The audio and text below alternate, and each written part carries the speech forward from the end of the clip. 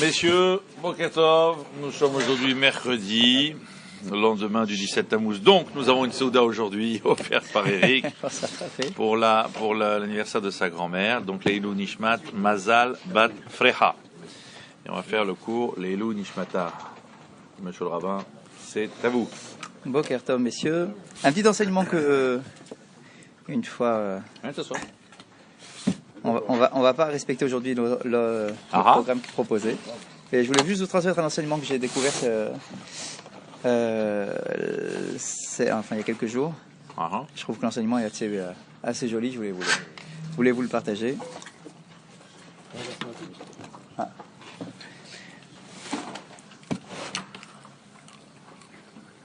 Alors il faut savoir que nos chachamim créent un lien entre les trois dernières parachutes qu'on a lues.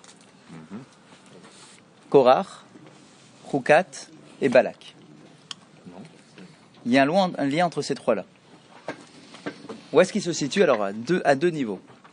Premièrement, vous avez remarqué que dans ces trois parachutes, à chaque fois, ces parachutes sont composés de 3 lettres.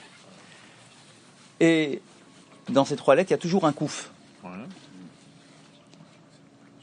Le kouf, c'est la lettre de la Kedusha. Toujours. D'accord? Quand il y a un kouf, c'est la Kedusha, c'est le 100, c'est 10 fois 10. D'accord? C'est le nom d'Akadosh Baruch Hu, la lettre d'Akadosh Baruch Hu multipliée par elle-même. Et c'est la lettre de la Kedusha dans toutes les approches un peu kabbalistiques. D'accord? Le kouf, c'est la Kedusha. Et on dit que la Kedusha, elle peut se situer à 3 niveaux différents. Où sont ces 3 niveaux-là? Eh bien, on nous dit, c'est justement dans les 3 parachutes, dans le nom des 3 parachutes, que l'on voit les 3 niveaux de Kedusha qui peuvent exister. Parce que et c'est aussi Kadosh, Kadosh, Kadosh, bien évidemment. Regardez le truc. Korach, le kouf, il est au début du mot. Chukat, le kouf, il est au milieu. Et Balak, le kouf est à la fin. C'est pas par hasard. C'est qu'en réalité, on vient apprendre de ces 3 positionnements du kouf comment se positionne la Kedusha, comment la Kedusha peut se positionner. Et c'est bien évidemment lié aux histoires de ces 3 parachutes. Explication. Korach, c'était un grand tzaddik. Pas lui-même. Lui a mal tourné. Mais il n'empêche qu'il a un degré de Kedusha qui est évident. Pourquoi? Parce qu'il fait partie de la tribu de Lévi. C'est un Kehati, c'est lui qui portait le Aaron HaKodesh sur ses épaules, avec les membres de sa famille. Sa Kedusha, lui, d'où est-ce qu'il tire sa Kedusha? De ses ancêtres, de sa famille. C'est un Lévi. Lui-même a mal tourné, mais il n'empêche, il a récupéré la Kedusha de ses parents. Parents, grands-parents, arrière-grands-parents, d'accord? Il a une lignée de Kedusha. Lui en a fait quelque chose de négatif, il s'est révolté contre Moshe, mais il n'empêche qu'il a tiré sa Kedusha de son ascendance. Et donc, le kouf de Korach, il est en première position. Première position vient sous-entendre l'idée de récupérer de la Kedusha de quelque chose qui était avant moi. Mes parents étaient Kadosh, je suis de la tribu de Lévi, la tribu de Lévi est quelque chose de Kadosh, donc je viens récupérer la Kedusha de quelque chose qui me précède. Donc ça, c'est le kouf qui est au début du mot. Première source de Kedusha. Deuxième source de Kedusha, c'est la Kedusha intrinsèque. La Kedusha de l'individu. L'homme est capable d'avoir sa propre Kedusha. Quand il fait un travail sur lui-même, il peut avoir sa propre Kedusha. Chukat, le kouf, il est au milieu. Ça veut dire que sa Kedusha, elle est de lui-même. Et c'est de quoi on parle dans Chukat? La vache rousse. La vache rousse, elle ne prend pas sa Kedusha de sa mère, parce que c'est pas parce qu'elle est rousse que sa mère était rousse, c'est pas vrai. Sa mère était certainement rousse, mais pas dans les halachot pour être déclarée comme étant une vache rousse cachère, sans le moindre poil noir, etc. Sa Kedusha, elle est d'où? D'elle-même. Elle est sortie Kadosh, elle est comme ça. Donc il y a la Kedusha qui est au milieu du mot, le kouf il est au milieu, c'est la Kedusha qu'on développe nous-mêmes. Ah oui, c'est beau ça. Et Balak, le kouf il est à la fin du mot. Et Balak, c'est quoi? Lui, il a aucune Kedusha. Cet homme-là, c'est un pourri de chez pourri. Il a rien. Pourtant, le kouf est à la fin. Le kouf est à la fin. Pourquoi? Parce que lui, il va donner de la Kedusha. Lui, il est pas kadosh, hein. Il est impur, il est tout ce que tu veux. Mais il n'empêche, de sa descendance directe va sortir Ruth. Et donc, David Améler, et donc le Mashiach. C'est-à-dire que Balak, lui, la Kedusha qu'il a, va savoir pourquoi. C'est pas entre nos mains, c'est entre les mains d'Akadosh Baruch Hu. Lui, il a une Kedusha qui émane de lui. Donc le Kouf, la Kedusha de Balak, elle est en 3e position, parce que c'est une Kedusha qui peut sortir de l'individu. Donc on a ici 3 degrés de Kedusha. Korach, Chukat, Balak, 3 koufs à 3 positionnements différents. Soit tu récupères ta Kedusha, comme on l'entend souvent, moi, mon grand-père était rabbin. Ouais, d'accord, mais toi, tu fumes Shabbat, quoi. Ouais, oui, d'accord, mais mon grand-père t'a... Ok, d'accord. Donc tu récupères une Kedusha, mais que toi, tu n'as pas du tout développé. L'autre, la vache rouge, c'est moi-même, je suis Kadosh. Ouais. C'est déjà génial, mais qu'est-ce que t'en fais? Et le dernier, c'est... Bon, moi je suis pas Kadosh, mes parents n'étaient pas Kadosh, mais tout de même, il y a quelque chose qui sort de moi, un degré de Kedusha qui sort de moi. Et donc ça, nos Chachamim nous disent, reprenez ce clin d'œil là, de Kouf, Kouf, Kouf, les 3 koufs de Korach, Chukat, Balak, les 3 sortes de Kedusha. C'est de quel... C'est dans le Zohar. Ça c'est un truc un peu différent. Non, mais c'est important de... Bon, ça c'est le Zohar, transmis par un cours que j'ai entendu du Rav Rosenblum, qui est un grand darshan en Israël. D'accord. Donc ça c'est le premier truc. Et comme on a toujours l'habitude de faire un peu d'halakha aussi, alors halakha aussi, par rapport aux 3 parachiotes, c'est aussi la même source. Si jamais vous êtes en plein milieu de votre amida, écoutez celle-là, elle est pas mal. Vous êtes en plein milieu de votre amida, et vous savez pas pourquoi, ça arrive. En plein milieu de la Kedusha, de la amida, vous avez une pensée autre. Jamais, autre. Jamais. D'accord, de n'importe quoi autre, hein. Je parle pas d'un truc interdit. Une autre pensée, vous avez du mal à vous concentrer.